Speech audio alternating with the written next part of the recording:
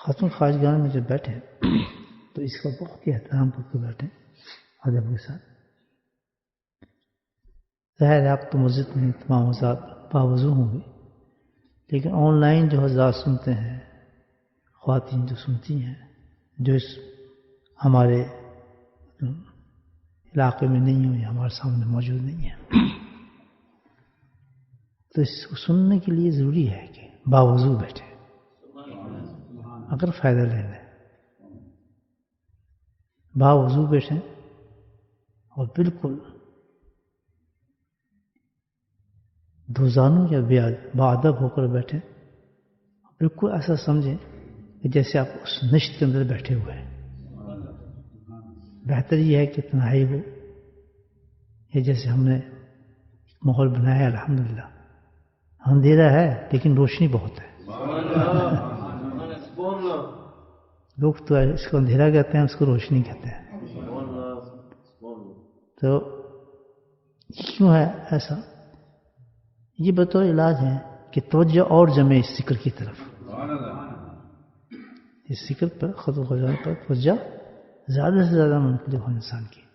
اب ایسا کر لینا چاہیے کہ جو حضرات سن رہے ہیں اس وقت باہر موجود ہیں، خواتین وغیرہ کوئی بیماری ہوں گی، کسی سر میں درد ہوگا، کسی کے جسم میں درد ہوگا، کسی کو کوئی بیماری ہوگی، بڑے اہتمام کے ساتھ باوضو ہو کر پورے کلمات ساتھ ساتھ پڑھنے ہیں.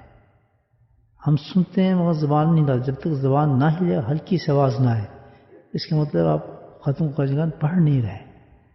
ذکر خفی نہیں ہے، ذکر جہری ہے. اس میں سونا بھی نہیں ہوتا، اس میں زبان میں خاموش نہیں پڑتی ہے، بلکہ اس کا ثواب اس سے ملے گا جو آپ کی آواز نکلے گی تو کرام خاتمین لکھیں گے. اس کو آواز ہی نکلی تو وہ کیا لکھیں گے؟ ذکر خفی کے اور فضائل ہیں، اس کے اور فضائل ہیں.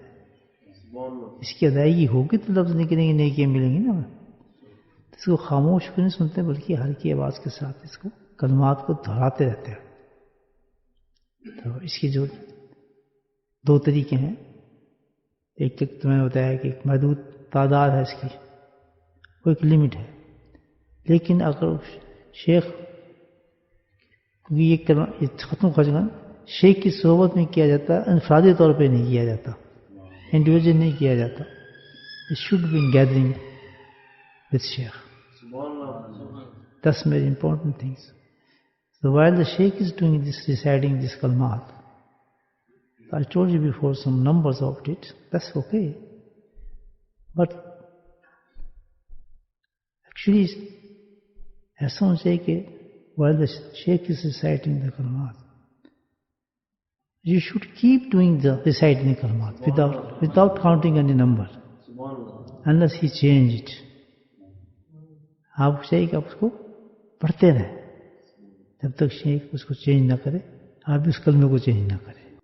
دوسری چیز یہ کہ جو بیمار ہوں، جن سے فائدہ لینا ہو، ایسا کریں کہ باوضو بیٹھیں، پورے کلمات پڑھیں اور ایک گلاس پانی کا رکھ لیں، اور جیسے ہی کلمہ ختم ہو پانی پہ 3 دفعہ پھونک ماریں، پانی کو پئیں، دونوں ہاتھوں کو دعاؤں کی طرف کھول لیں، اس پہ بھی 3 پھونک ماریں. ہر پھونک مارتے ہوئے بسم اللہ الرحمن الرحیم پڑھیں.